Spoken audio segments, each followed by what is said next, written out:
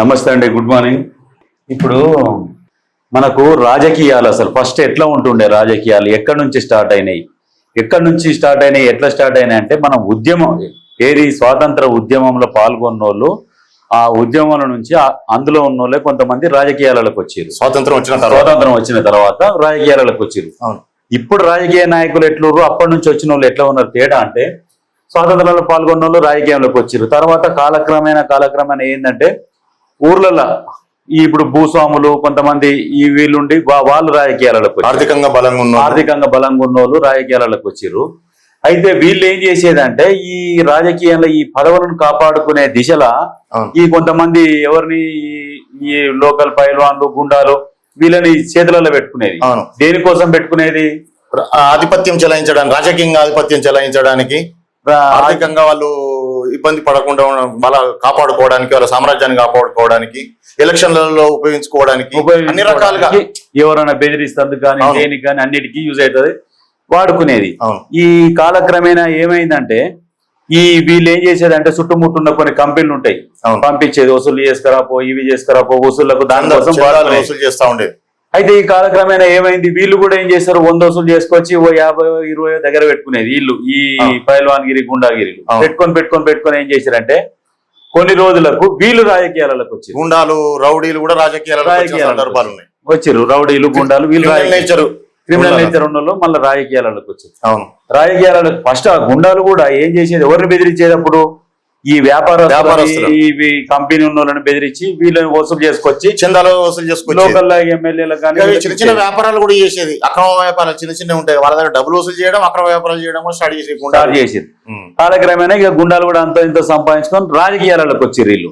వీళ్ళు రాజకీయాలకు వచ్చి రాజకీయ నాయకులు అయ్యారు. కొందరు రాజకీయ నాయకులు అయిపోయి వీళ్ళు ఏం చేస్తారంటే వీళ్ళ పాత లింకులతోని ఉన్న వ్యాపారస్తులను బెదిరించుకోవడం, ఎలక్షన్లలో ఖర్చులు పెట్టించుకోవడం, దాంతో వసూలు చేయడం, డబ్బు సంపాదించారు. వ్యాపారస్తులు ఫస్ట్ నుంచి వ్యాపారస్తులే నష్టపోతున్నారు. ఎప్పటి నుంచి స్వాతంత్రం వచ్చిన కానుంచి కూడా వ్యాపారస్తులు పైసలు కట్టాల్సి వస్తుంది, ఏదో శిస్తులాగా కట్టాల్సి వస్తుంది. రాజకీయ పార్టీలకు కట్టాలి. ఇంకొక విషయం ఏంటంటే ఇందులో వాస్తవానికి అధికారంలో ఉన్న వాళ్ళకు ఇవ్వాల్సిందే చందాలు, అపోజిషన్ లో ఉన్న వాళ్ళకి కూడా చందాలు ఇవ్వాలి. ఇందులో ఏంటంటే మాత్రం అధికారంలో ఉన్న వాళ్ళకు కొంత ఎక్కువ ఇస్తారు, అపోజిషన్ లో కొంత తక్కువ ఇస్తారు, ఇద్దరికి ఇవ్వాల్సిందే. అయితే ఈ వ్యాపారస్తులకు పిచ్చెక్కిపోతుంది. అనాది కాలం నుంచి మేమే ఇచ్చుకుంటూ వస్తున్నాం, ఏంది మన సమస్యకు పరిష్కారం ఏందని వ్యాపారస్తులే రాజకీయాలకు వచ్చారు.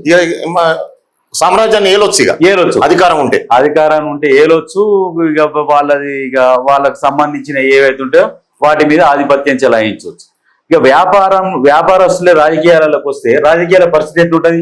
రాజకీయాలు కూడా వ్యాపారం అయిపోయినాయి. ఇప్పుడు ఉన్న దాదాపుగా ఉన్న రాజకీయ నాయకులు అందరూ వ్యాపారం చేస్తారు. వ్యాపారం చేసినప్పుడు ఎవరికి నష్టం జరుగుతుంది? అల్టిమేట్ గా ప్రజలకు నష్టం జరుగుతుంది. వ్యాపారస్తులు రాజకీయాలకు వచ్చారంటే రాజకీయం వ్యాపారం అయిపోతుంది. ప్రతిదీ బిజినెస్ లాగానే ఆలోచిస్తాడు. వ్యాపారస్తులే వాళ్ళు డబ్బు సంపాదనే ధ్యేయంగా వ్యాపారం చేసేటోళ్ళు. వాళ్ళ సామ్రాజ్యాన్ని కాపాడుకోవడానికి, డబ్బు సంపాదించడానికి రాజకీయాలకు వచ్చారు తప్ప ప్రజలకు సేవ చేయడానికి మాత్రం రాలే. వ్యాపారస్తులు వ్యాపారం లాగానే చూస్తారు రాజకీయాన్ని. సమాజ సేవ చేస్తాము మేము, వీళ్ళకి ఇది చేస్తాము, ఏది చేయరు. వ్యాపారస్తుని మెంటాలిటీ ఎట్లుంటది, అదే మెంటాలిటీ, అదే మైండ్ సెట్ ఉంటది. ఎంతసేపటికి మనం ఎక్కడి నుంచి వస్తుంది మనకు ఆదాయం, మనకి ఇన్కమ్ ఎక్కడి నుంచి అనేది. ఎందుకంటే వాళ్ళకు వసూలు చేసి ఇచ్చి వీళ్ళే రాజకీయాలకు వచ్చేసరికి అల్టిమేట్ గా ఫైనల్ గా ప్రజలే నష్టపోతున్నారు. ఇప్పుడు ఉదాహరణకు మీకు చెప్తా ఎగ్జాంపుల్. ఇప్పుడు వ్యాపారం చేస్తా ఉంటారు. ఇప్పుడు ఎగ్జాంపుల్ మల్లారెడ్డి ఫస్ట్ నుంచి రాజకీయాలలో ఉన్నాడా? పల్లా రాజేశ్వరరెడ్డి ఫస్ట్ నుంచి రాజకీయాలలో ఉన్నాడా? ఇప్పుడు నారాయణ కాలేజీలో ఆయన నారాయణనే ఉంటాడు కదా, ఆయన ఫస్ట్ నుంచి రాజకీయాలలో ఉన్నారా? కొంతమంది ఈ లిక్కర్ వ్యాపారం చేసేవాళ్ళు ఉన్నారు. అందరూ వీళ్ళందరూ ఫస్ట్ ఏంది వ్యాపారాలు చేసుకున్నట్టు. ఇప్పుడు ఏం చేసిరు, ఈ వ్యాపారం చేసుకుంటూ మనం వీళ్ళకి భయపడుకుంటూ ఎన్ని రోజులు కాలం సాగిస్తాం? మనమే రాజకీయాలలో పోతే మనకే భయపడతారు, మనమే బిజినెస్ చేసుకోవచ్చు, ఇష్టం వచ్చినట్టు సంపాదించుకోవచ్చు అని పల్లా రాజేశ్వరరెడ్డి ఉన్నాడు. ఇప్పుడు మల్లారెడ్డి అక్రమంగా ఏది ప్రభుత్వ భూములలో కూడా కాలేజీలు కట్టుకోరు. అదే ఒక వ్యాపారం చేసుకుంటూ వచ్చి ప్రభుత్వ భూమిని కబ్జా చేయాలంటే చేస్తారు? వాళ్ళు చేయలేరు. నిజమైన వ్యాపారస్తునికి ఇప్పుడు మైనింగ్స్ ఉంటాయి, అవి కట్టబెట్టరు. రాజకీయ నాయకులు అధికారం ఉన్న వాళ్ళ వ్యక్తులకే ఈ మైనింగ్స్ ఇస్తా ఉంటారు. మైనింగ్ వ్యాపారం అంటే కోట్ల టర్నోవర్ అది. చూడు కొన్ని ఎట్లా ఉంటాయి. ఇప్పుడు మద్యం వ్యాపారం ఉన్నది, మద్యం సిండికేట్ అయ్యి ఈ వ్యాపారాన్ని అధికారంలో ఉన్న రాజకీయ నాయకులే వ్యాపారం చేస్తా ఉంటారు. అది చాలా వ్యాపారాలు రాజకీయాలలో ఉన్న రాజకీయ నాయకులే తప్ప సామాన్యులు చేసిన రాజకీయాలలో వ్యాపారం చేసిన చాలా తక్కువ. ఇప్పుడు దాదాపుగా మన రాష్ట్రంలో 119 కాన్స్టిట్యూన్సీలో ఎమ్మెల్యేలు ఉంటే దాదాపు 100 మంది వ్యాపారం చేస్తారు. ఒక 19 మంది చేయకపోవచ్చు కానీ 100 మంది వ్యాపారం చేస్తూ ఉంటారు. నేను గత ఒక 3 సంవత్సరాల కిందనో 4 సంవత్సరాల కిందనో ఒక కాలేజ్ విషయంలో ఫ్రెండ్ వాళ్ళ పాప కాలేజ్ విషయంలో ఫీజులు తగ్గిస్తేందుకు సీటు గురించి మాట్లాడుతందుకు ఒకళ్ళ దగ్గర పోతే నాకు ఇప్పుడు శ్రీ చైతన్యంలో ఫీజులు తగ్గియాలి వీళ్ళు ఏది హాస్టల్లో 2,80,000 చెప్తున్నారు. అప్పుడు మరి ఎట్లా ఇది జర ఏమన్నా తగ్గించి ఏర్పాటు చేయాలంటే సరే అని చెప్పేసి మనం వాళ్ళకి ఫోన్ చేసినాం.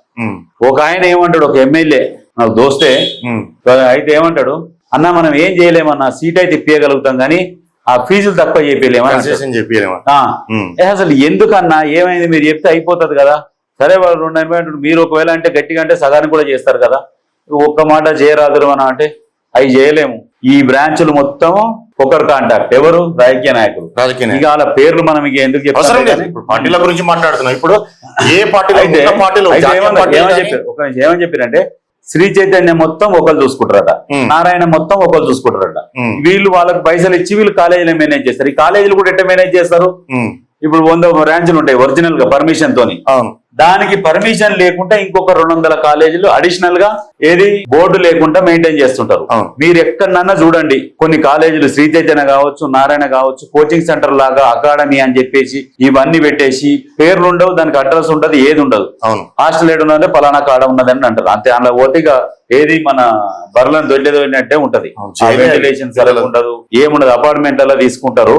ఇక రూమ్ లో ఇంకొకటి ఏంటంటే దాదాపు కొన్ని వేల కోట్ల టర్న్ ఓవర్, సుమారు నారాయణ శ్రీ చైతన్య కలిపి సుమారుగా ఒక 15,000 కోట్ల టర్న్ ఓవర్ ఉంటుంది. 15,000 నుంచి 20 కోట్ల టర్న్ ఓవర్ ఇయర్ ఉంటది. అయితే ఇందులో ఏమైతుందంటే ఇది పెద్దవాళ్ళ చేతిలో ఉంటుంది, పెద్దవాళ్ళ హస్తం ఉంటది కాబట్టి పర్మిషన్ లేకుండా కాలేజీలు ఉంటాయి. ఆ కాలేజీలో కూడా ఎలాంటి సౌకర్యాలు ఉంటాయి. అసలు కాలేజీలు ఇది ఎందుకు చెప్తున్నాం అంటే ఈ కాలేజీల గురించి ఎగ్జాంపుల్ ఇది ఏంటంటే వ్యాపారస్తుడు రాజకీయాలకు వస్తే వ్యాపారం ఎట్లా చేస్తాడు రాజకీయాన్ని. అందుకనే జనాలు కూడా ఆలోచించాలి. ఎప్పుడైనా వ్యాపారస్తుడు రాజకీయాలకు వచ్చిందంటే ఖచ్చితంగా వ్యాపారమే చేస్తాడు. మీకు ఎంత ఇచ్చిండు ఓటుకు, ఆ ఓటుకు 100 రెట్లు ఇంకెక్కువనే తీసుకుంటాడు. ఈ రాజకీయ నాయకులు వాస్తవానికి వ్యాపారస్తుడు రాజకీయాలకు వచ్చి ఈ ప్రజలను కూడా కలుషితం చేశారు. బ్యూరోక్రాట్స్ మీన్స్ గా ఉన్నతమైన అధికారులు, ఐఏఎస్లు, ఐపీఎస్లు, ఉన్నతమైన స్థానంలో ఉన్న అధికారులు కూడా ఈ నాయకుల ప్రవర్తనతోని వాళ్ళు కూడా అయితే వాళ్ళ ఒక మంచి లక్ష్యంతో వచ్చిన ఐపీఎస్, ఐఏఎస్ అధికారులు కూడా దాదాపుగా వీళ్ళని చూసి అవినీతికి 1 సంవత్సరం 2 సంవత్సరాలు ఉద్యోగం వచ్చిన తర్వాత 1 సంవత్సరం 2 సంవత్సరాలు అవినీతికి పాల్పడుతూ కోటాను కోట్లు 1000 కోట్లు సంపాదిస్తారు. ఎవరు వీళ్ళని చూసి, రాజకీయ నాయకులను చూసి. అయితే దాదాపుగా ఈ దేశంలో స్వాతంత్రం వచ్చిన తర్వాత ఫస్ట్ ఉద్యమంలో పాల్గొని నిజమైన దేశభక్తులు వాళ్ళు, రాజకీయ నాయకులు నిజమైన దేశభక్తులు స్వాతంత్రం వచ్చిన తర్వాత. ఇప్పుడు ఉన్న నాయకులు ప్రతి రాజకీయ నాయకుడు వ్యాపారస్తుడు, ప్రజలను పీడించుకొని తింటా ఉన్నారు. వ్యాపారం చేసుకుని ఇండైరెక్ట్ గా ప్రజలకు కనబడకుండా మద్యం వ్యాపారం ఏంది, ఇరిగేషన్ లో కాంట్రాక్టులు ఏంది, ప్రాజెక్టులు ఏంది, ఒక్కొక్కరికి ఏది మన పవర్ ప్లాంట్లు. అసలు వేరే ఇక్కడ ఉన్న రాజకీయ నాయకులు వేరే రాష్ట్రాలలో బిజినెస్ ఉన్నాయి. దాదాపు అందరూ రాజకీయ నాయకులకు 1000 కోట్లలో వ్యాపారాలు ఉన్నాయి. అందుకనే ప్రజలు కూడా నిజంగా ప్రజలకు కూడా ఒక్కొక్కసారి అనిపిస్తుంది ఈ ప్రజలకు తెలివి ఉందా, తెలివి లేదా అని ఒక్కోసారి కూడా అనిపిస్తుంది. నిజంగా అమాయక ప్రజలు ఏంటంటే గుడ్డిగా నమ్ముతారు. ఇంకొక విషయం చెప్పండి, అయితే దాదాపు ఒక కాన్స్టిట్యున్సీలో ఒక ఎమ్మెల్యేగా గానీ ఓ ఎంపీ గానీ కంటెస్ట్ చేయాలంటే ఈ రోజు దాదాపు 50 నుంచి 70 కోట్లు ఖర్చు పెట్టలేని ఎమ్మెల్యే గెలవలేడు. సుమారుగా తక్కువ చెప్పిన 100 కోట్లు అయ్యే కాన్స్టిట్యున్సీలు ఉన్నాయి. అందులో రిజర్వ్డ్, నాన్ రిజర్వ్డ్, ఓపెన్ ఉంటాయి. ఇక ఓపెన్ అయితే 100 కోట్లు అవుతాయి. మామూలుగా రిజర్వ్డ్ కొన్ని ఇప్పుడు ఒక పార్టీకి గాలి నడుస్తుంది, గాలిలో గెలిచి వచ్చిన నాయకులు చాలా మంది ఉంటారు. ఇప్పుడు ఏం చేస్తారంటే కొంతమందికి ఏంటంటే పార్టీ ఫండ్ ఇస్తుంది ఎవరికైనా. అవును, పార్టీ ఫండ్ ఇచ్చిన ఫండ్ కూడా లోపల వేసుకొని సప్లై కూర్చుంటారు. పార్టీలో నాయకులకు ఫండ్ ఎందుకు ఇస్తే చెప్పన్నా, మళ్ళీ ఎక్కడ మనకు సీట్లు తక్కువ పడితే మన వాళ్ళ క్యాలిక్యులేషన్స్ ఉంటాయి. ఫస్టే ఖచ్చితంగా ఈ కాన్స్టిట్యూషన్ లో గెలవాలి, ఎక్కడ గెలిచేటి ఎక్కడ 50-50 ఛాన్సెస్ అన్ని క్యాలిక్యులేషన్ వేసుకొని పార్టీ ఫండింగ్ ఇచ్చి గెలిపించుకుంటారు. రావాలి కదా. పార్టీ ఫండింగ్ ఇచ్చడంలో ప్రాంతీయ పార్టీలు ముందు వరుసలో ఉంటాయి. అవును, ప్రాంతీయ పార్టీలకు ముఖ్య అవసరం ఏంటంటే ఈ ఎమ్మెల్యేని గెలిపించుకోవాలి, అధికారంలోకి రావాలి, 1000 కోట్లు సంపాదించాలి. మేజర్ గా అవినీతికి పాల్పడేది అంటే మేజర్ గా పెద్దగా అంటే ప్రాంతీయ పార్టీ ఏకఛత్రాధిపత్యం ఉంటుంది. రాజులే, నాయకులు కాదుగా. రాజులు అసలు అందులో ఫ్రీడమ్ అనేది, స్వాతంత్రం అనేది ఉండదు ఈ నాయకులకు కానీ మినిస్టర్లకు కానీ. రాజు ఏది చెప్తే అదే ఉంటది. నీకు చిన్న చిన్న పనులు కూడా వాళ్ళ హెడ్, వాళ్ళ మెయిన్ వాళ్ళకి తెలియదు. అసలు వీళ్ళు నామ మాత్రం ఎమ్మెల్యేలు అసలు ఉంటాయి మరి. తప్ప ముఖ్యమంత్రి ఎవరు ఉంటారో వాళ్ళే శాసిస్తా ఉంటారు. అంతే మరి. అసలు వీళ్ళ దాంట్లో ఇంకోటి ఏమన్నా క్యాబినెట్ మీటింగ్ అంటారు. అసలు క్యాబినెట్ మీటింగ్ నిర్ణయాలు ఏముండదు, నామమాత్రంగా క్యాబినెట్ మీటింగ్ జరుగుతుంది తప్ప ముఖ్యమంత్రి నిర్ణయం తీసుకుంటాడు ప్రాంతీయ పార్టీలలో. నువ్వు క్యాబినెట్ మీటింగ్ అన్నప్పుడు నాకు ఒకటి గుర్తుకొచ్చింది ఏంటంటే, గతంలో ఉన్నప్పుడు కేసీఆర్ క్యాబినెట్ మీటింగ్ అని చెప్తారు, చెప్పినప్పుడు మనం కరెక్ట్ తీరా ఆ క్యాబినెట్ మీటింగ్ అంటారు, అడిగి తీసుకుపోతారు, రెడీగా అందరు రెడీ చేస్తారు. ఈ వచ్చిన ఎమ్మెల్యేలు ఎమ్మెల్సీలు అందరు కూర్చుంటారు, చాయ్ బిస్కెట్ దీంట్లో కూర్చుంటారు, నిర్ణయాలు ఏముంటాయి. లాస్ట్ గట కేసీఆర్ వస్తారట. కేసీఆర్ వచ్చినాక ఏం సంగతి నిమ్మలైనా తిన్నరా రైట్ ఓకే ఇక కూర్చుంటాడు. కూర్చొని డైరెక్ట్ ఇక అన్నిటికీ ఇక చెప్తాడు, ఇగో చాలా సేపు చర్చించినాము, డైరెక్ట్ ప్రెస్ మీట్ లకు వస్తాడు కేసీఆర్. అంటే దాంతో ఆ మీటింగ్ ఏముండదు, ఇక డైరెక్ట్ ప్రెస్ మీట్ లకు వచ్చి అందరం మంత్రులను సమీక్ష చేసినాం చాలా సేపు 100% కఠిన నిర్ణయాలు తీసుకున్నాం, జరిగింది ఇది అని చెప్పేసి చెప్తాడు. చెప్పినాక విలేకరులు మళ్ళీ వేరే మంత్రుల కాడ ఎమ్మెల్యేల కాడ పెట్టి ఏమి మాట్లాడి చాలా సేపు డిస్కషన్ చేసినాము, చాలా మాట్లాడినాం, మా అధ్యక్షునికి చెప్పినాం, ముఖ్యమంత్రి గారు నిర్ణయాలు తీసుకున్నారు, అయిపోయింది కథం. వీళ్ళు చేసింది ఏంటంటే ఛాయలు బిస్కెట్లు.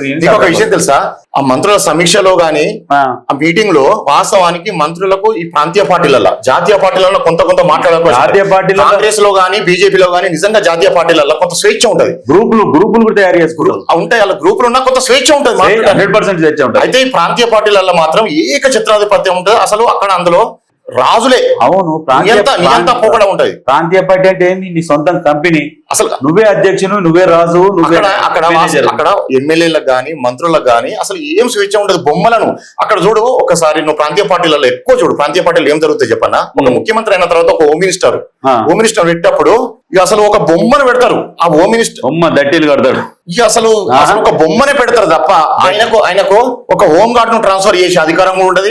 అసలు ఆ కాన్వాయ్ ఇస్తారు, ముందట వెహికల్ వెనుకో వెహికల్ ఉంటది, ఏమిటికి అది కాన్వాయ్ వెనుకో వెహికల్ ఉంటది, ఆయన దాన్ని తిరగడం తప్ప ఎవరు దట్టీలు కట్టేగా మహమూద్ అలీ. ఇంకొక విషయం చెప్పాలి, కన్నా పోతుండగానే షేకి రావాలి, దట్టి గతంలో ఒక హోమ్ మినిస్టర్ చెప్పరాదు ఏం చెప్తా, గతంలో ఉన్న ఒక హోమ్ మినిస్టర్ ఒక ఎస్ఐ గారి ట్రాన్స్ఫర్ అంటే ఎస్ఐ కాదు కదా, హెడ్ కానిస్టేబుల్ కాదు, కానిస్టేబుల్ ట్రాన్స్ఫర్ చేసేది ఏం లేదయ్యా.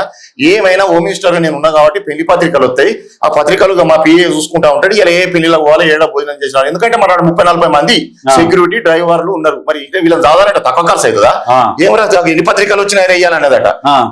అంటే రెండే ఉన్నాయి, సూర్రా గట్టి చూడు మరి చాలా మంది పోవాలి కదా మరి అన్నదట. అంటే కొన్ని సీజన్ల పెళ్లిలు కావు కదా, పెళ్లి కాక సూర్రా పత్రికలు ఏమైనా వచ్చినాయి చూడు మరి ఎక్కడో పెళ్లి అంటే సార్ ఇలా ఏం రాలేదు, సూర్రా ఉంటే ఒకటో రెండు గృహపేశాలు ఏదో ఉంటే సూర్రా అంటే సార్ ఏం లేవనగానే ఏం లేవు వారా ఎట్లరా, ఇక సరే పోయి 5,000 ఇస్తాను పోయి తింటే పోయి అన్నదట. అంటే నామ మాత్రము నిజంగా మంత్రులు ఏకఛత్రాధిపత్యం మంచి ముఖ్యమంత్రులు ఈ ప్రాంతీయ పార్టీలు ఈ దేశానికి ప్రాంతీయ పార్టీలు ఏ రాష్ట్రంలోనూ కానీ మన రాష్ట్రంలోనే కాదు. నువ్వు చెప్పే ప్రమాదం, నువ్వు చెప్పేది ఎవరో పెద్ద మనిషి కాలం చేసిండు వెళ్ళి ఇప్పుడు లేడు. నిజంగా చెప్తున్నా చాలా ఘోరం సజ్జన్. నిజంగా ప్రాంతీయ పార్టీలు ఈ దేశానికి అత్యంత ప్రమాదకరం. ఏ రాష్ట్రంలోనైనా, ఇక్కడ కాదు, ఏ రాష్ట్రమైనా, ఈ భారతదేశంలో ఉన్న రాష్ట్రాలల్లో ప్రాంతీయ పార్టీలు నిజంగా ఆ రాష్ట్రానికి ప్రమాదకరం, దేశానికి ప్రమాదకరం. ఇంకొక మంత్రి స్పీకర్ గానో మంత్రి గానో చేసిన మంత్రి ఏం చేసేదంట అంటే ఆయన కూడా చెప్తున్నది. అయితే పొద్దుగాల మరి ఇంట్లోకి వెళ్ళకపోతే ఇప్పుడు సొసైటీలు ఏమనుకుంటారు, మంత్రి గారు పొద్దున్న 9 గంటలకు 9 కాదు బ్రేక్ఫాస్ట్ చేసుకుంటారు, 10 గంటలకు కాన్వాయ్ వెళ్ళాలి. అన్న పని లేకుండా సొసైటీ అయితే అనుకోవాలి కదా, బయటకు వెళ్ళాలి. ఇప్పుడు రోజు ఉంటావా, 2 రోజులు 3 రోజులు పని లేకుండా ఉంటుంది, మళ్ళీ 4వ రోజు 5వ రోజు అయితే వెళ్ళాలి కదా. ఏడికి పోతాడు, ఈయనకి ఏమైనా పని ఉంటే బయటికి పోతాడు. ఈయన ఏం చేసేదట, తీరా బండి అన్నట, తీరా బండి అని ఓఆర్ఆర్ ఎక్కించేదట. ఇక ఓఆర్ఆర్ పార్టీ ఏం చేసేదంటే చిన్న రియల్ ఎస్టేట్ వ్యాపారం చేసేది, ఆడ చేసే పాట ఏం పని లేదు, వాస్తవానికి పని లేదు. మరి ఇక ఓఆర్ఆర్ వచ్చి మళ్ళీ ఇంటికి వచ్చేదట. ఎవరి శాఖల కేటాయించినా గానీ ఆ శాఖల మీద గ్రిప్ గ్రిప్ ఎక్కడికి పడదు. నువ్వు ఇంట్లోనే అయితే ఇప్పుడు హోమ్ మినిస్టర్ కానిస్టేబుల్ ను ట్రాన్స్ఫర్ చేసేంత అధికారం లేదంటే ఇక గ్రిప్ ఎక్కడిది అక్కడ. అది ప్రాంతీయ పార్టీల పరిస్థితి అట్లుంటది. అయితే ఈయన ఓఆర్ఆర్ ఎక్కేది, పాన్ తినేది, మళ్ళీ ఇంటికి వచ్చేసేది, చుట్టూ తిరిగేది, ఇంటికి వచ్చేది. కానీ మళ్ళీ అది ప్రాంతీయ పార్టీలలో ఉన్న మంత్రుల పరిస్థితి అట్లుంటది ఎవరిదైనా. ఇంకొకటి చెప్పన్నా, ముఖ్యమంత్రిని కలవంటే ఎమ్మెల్యేలు ఆయన ఉన్న రెసిడెన్సీకి వచ్చిన తర్వాత ఇక మళ్ళీ ఇప్పుడు ఎమ్మెల్యే ఒక్కడే రాడు కదా, పోయి 7 మందిని ఎంబడేసుకొని వస్తాడు. కొంతమంది ఉంటారు వాళ్ళకి సంబంధించి. అయితే నేను లోపలికి పోనీయకపోయేదట, లోపలికి పోనీయకపోయేసరికి మళ్ళీ ఇప్పుడు ఉన్న పరువు పోతుంది కదా. మా సార్ అటు పోయింది 5 నిమిషాలు వచ్చిందని, ప్లీజ్ జర రిక్వెస్ట్ ఆడ మా వాళ్ళు ఉన్నారు, జర లోపలికి పోయి 10 నిమిషాలు కూర్చొని వస్తాడు. ఇలా లోపల రాని చేద్దన్నాడు సార్ అవ్వాలన్నా కానీ జర్ర ఆడ కూర్చొని పోతాయి వెనక వాళ్ళు ఉన్నారు ఈ చెప్పుకునేదట సెక్యూరిటీకి. అట్లా పోయి మంచినీళ్ళ తాగొస్తానే అని. అంటే ఎంత దరిద్రమైన పరిస్థితి అంటే ప్రాంతీయ పార్టీలల్లో ఘోరంగా ఉంటుంది, ఏక ఛత్రాధిపత్యం ఉంటుంది, అసలు రాజులు నియంత పాలనే ఉంటది, ఏర్పడదు. కానీ అంటే మనం ఇక్కడ ఎందుకు ఈ సబ్జెక్ట్ ఎందుకు మాట్లాడాల్సి వచ్చిందంటే, స్వాతంత్రం వచ్చిన తర్వాత నిజంగా స్వాతంత్ర ఉద్యమంలో పాల్గొన్న వాళ్ళు రాజకీయ నాయకులు, అసలైన రాజకీయ నిజంగా దేశభక్తులు, వాళ్ళు దేశభక్తులు స్వాతంత్ర ఉద్యమంలో పాల్గొన్నారు కాబట్టి వాళ్ళు అక్కడి నుంచే రాజకీయాలకు వచ్చారు. అవును. కానీ ఇప్పుడు రాజకీయాలు కాలక్రమేణా రాను రాను రాను ఇవాళ వ్యాపారస్తులు రాజకీయ నాయకులు మారి ఈ దేశాన్ని పాలిస్తా ఉన్నారు. ఇంకొక విషయం ఏంటంటే, ఇప్పుడు నయీం ఉన్నన్ని రోజులు ఈ కొంతమంది ఇప్పుడు ఈ పైల్వాన్లు గుండాలు ఎవరు బయటికి రాలేదు తెలంగాణలో నయీం ఉన్నప్పుడు. అవును. ఈ నయీం ఎప్పుడైతే చనిపోయిండో, నయీం పోయిన తర్వాత అందరు వస్తున్నారు బయటికి. అందరు వచ్చేది ఇప్పుడు నేను పైల్వాన్ అంటే నేను పైల్వాన్, గల్లీకో ఇప్పుడు ఒక కాలనీకో పైల్వాన్, గల్లీకో పైల్వాన్. అయితే ఈ పైల్వాన్లు ఎంతసేపటికి ఈ వీటి మీద వాటి మీద షోక్ పెట్టి కొంచెం పాటలు పెట్టుకొని ఇవన్నీ ఆలోచన చేస్తున్నారు. కానీ నిజంగా మీరు పైల్వాన్లు ఏం చేయాలంటే రాజకీయాల మీద దృష్టి పెట్టాలి. ఎందుకంటే మీరు ఉన్న టైం అంతా వేస్ట్ చేసుకుంటారు. మీరు మీ బంగారం మీద, మీ బట్టల మీద, మీ యాక్టివిటీస్ మీద ఎంతైతే టైం స్పెండ్ చేస్తారో దాన్ని మీరు రాజకీయాలలో పెడితే అది వేరే ఉంటది. ఇప్పుడు ఏమైతుందంటే ఈ పైల్వాన్ గిరి అనేటోళ్ళది వాల్యూ లేదు. ఎంతసేపటికి మీరు రాజకీయ నాయకుల దగ్గరకు పోయేసరికి వాళ్ళ ఉన్న బంగారం అంతా అమ్ముకోవాలని చేతులు కట్టుకొని. ఒక విషయం ఇప్పుడు కొత్తగా ఒక ట్రెండ్ వచ్చింది, ఏం లేదు ఇంత గొలుసులు మెడల్ వేసుకుంటా ఉన్నారు, ఈయన బర్త్డే చేస్తారు. ఇంతలో గొలుసు వేసుకున్న రాజకీయ నాయకుల దగ్గరకు పోయేసరికి ఈ పరిస్థితి ఇప్పుడు అట్లుంటది. అందుకనే ఈ పైల్వాన్లు కూడా రాజకీయాలకు రావాలి. వస్తే మీరు ఏం చేయదలుచుకున్నారో మీరు చేయవచ్చు. మీ టైం అంతా వేస్ట్ చేసుకుంటారు. నిజంగా చెప్తున్నా, ఇది మీకే, మీ అందరి కోసమే చెప్తున్నా. అయితే వాస్తవాన్ని కూడా ఎందుకంటే ఈ చర్చ మనము రావడం కారణం ఏంటంటే, దేశము ఎప్పుడైతే పొలిటికల్ కరప్షన్ ఎక్కువ బస్ట్ పట్టిపోయినాయి. ఉదాహరణకు ఈ పార్టీలను అన్నిటిని తీసుకున్నా చర్చ తీసుకున్నా, ఎప్పుడైతే పొలిటికల్ కరప్షన్ ఎక్కువ అవుతుందో దాని కింద స్టెప్ లో బ్యూరోక్రాట్స్ ఉంటారు. బ్యూరోక్రాట్స్ ఐఏఎస్ ఉన్నత స్థానం ఉన్న అధికారులు మొత్తం. అయితే వీళ్ళు కూడా అవినీతికి పాల్పడుతూ ఉంటారు. ఎందుకంటే పొలిటికల్ కరప్షన్ పెరిగినప్పుడు ఆటోమేటిక్ గా సెకండ్ స్టేజ్ లో వీళ్ళు ఉంటారు కాబట్టి ఇక్కడ వీళ్ళకి కరప్షన్ 100%. ఇక్కడ ఉన్నాక గవర్నమెంట్ ఆఫీసులలో కరప్షన్ పెరుగుతూ ఉంటది, ప్రైవేట్ సెక్టర్ లో కూడా కొత్త కరప్షన్ పెరుగుతూ ఉంటది. అప్పుడు దేశం నష్టపోతా ఉంటది, ప్రజలకు చాలా ఇబ్బందులు అయితే. ఇప్పుడు మీకు చెప్తా ప్రాంతీయ పార్టీలకు రాజకీయ పార్టీలకు తేడా. ఉదాహరణకు ఈ కాంగ్రెస్ పార్టీ తీసుకోరి. ఈ కాంగ్రెస్ పార్టీల ఫస్ట్ నుంచి అధ్యక్షులు ఎవరు ఇలా జాతీయ పార్టీ, అది సరే కొంతమంది ఏమో కుటుంబ పార్టీ అంటుండొచ్చు, కానీ అధ్యక్షులు ఇప్పుడు ఫస్ట్ నుంచి ఉన్నది కాలక్రమేణా వస్తే ఇప్పుడు ఎవరు మల్లికార్జున ఖర్గే ఉన్నాడు. అవును. ఇప్పుడు ఇలా మారుతూనే ఉన్నారు అధ్యక్షులు. ఇప్పుడు బీజేపీ తీసుకోరు. బీజేపీలో ఎవరు ఉంటారు? ఏమన్నా కుటుంబ పాలన ఉన్నదా? ఏమన్నా? ఈ అందరు కలిసి ఎలక్షన్ చేసుకుంటారు అధ్యక్షుడే. సరే ఈ జాతీయ పార్టీలను రెండింటిని వదిలేదు. వాస్తవానికి ఇందులో ఎవరు అవుతారు అనేది కూడా ఎవరు చెప్పలేము. అది ఏ టైంలో ఎవరైనా కావచ్చు. ఇప్పుడు ఇది ఉన్నది, ఈ తెలుగుదేశం పార్టీ ఉన్నది. ఇలా ఎవరు చంద్రబాబు నాయుడే అయ్యిండు, రామారావు దగ్గర నుంచి గుంజుకొని అయ్యిండు. చంద్రబాబు నాయుడే ఉంటున్నాడు. గత ఎన్నేళ్ల నుంచి ఒక 25 years సుమారు 25 years బీఆర్ఎస్ మన రజతోత్సవం చేసుకునే పార్టీ అధ్యక్షుడుగానే ముఖ్యమంత్రి అయినప్పటి నుంచి ఆయననే ఒక 30 సంవత్సరాల నుంచి చంద్రబాబు నాయుడే ఉంటుంది దీనికి. వేరే వాళ్ళ అధ్యక్షులు ఉంటారా? ముఖ్యమంత్రి ఆయనే అవుతాడు, పార్టీ అధ్యక్షుడు ఆయనే ఉంటాడు, మొత్తం ఆయన చేతుల్లో ఉంటది. అది ఏకపక్ష నిర్ణయాలే ఉంటాయి, వేరే ఏముండవు. ఈడ వైఎస్ఆర్ ఉన్నాడు, వైఎస్ఆర్సీపీ కూడా సేమ్ వచ్చిన కారణం చూస్తే కూడా వైఎస్ జగనే అంటారు. అంతే. వేరే వాళ్ళని అధ్యక్షుని చేసేది ఉండదు, వేరే వాళ్ళు ముఖ్యమంత్రి చేసేది ఉండదు. అలా కళ్ళు మూసుకొని ఈ ఎంఐఎం పార్టీ ఉంది. ఎంఐఎం పార్టీ ఉంటే వాళ్ళది సలావుద్దీన్ ఓవైసీ, దాని తర్వాత అసదుద్దీన్ ఓవైసీ కుటుంబం. తర్వాత ఉంటది కొద్ది రోజులు అయితే అక్బరుద్దీన్ చేస్తాడు, లేకుంటే వాళ్ళ పిల్లలు వస్తారు. అంతే. ఇది ఉన్నదిగా, ఇది అసలు పులిది. ఇది ఈ ఎవరు కాక కరీంలాలా, నేను పులిని సాగు నోట్ల తలకాయ పులిని అని. ఒక విషయం ఏంటంటే, ఈ పార్టీకి అధ్యక్షుడు అని చెప్పుకున్నా సంతోషమే, కానీ ఒక విషయం ఏంటంటే తెలంగాణ నేనే తెచ్చిన నా వల్లని మాత్రమే తెలంగాణ వచ్చిపోవడం దురదృష్టమే. కానీ ఎన్నడన్నా తెలంగాణ కోసం చనిపోయిన వాళ్ళ పేరు బయటికి, అమరవీరుల పేరు తీసిండ బయటికి తీయాలి.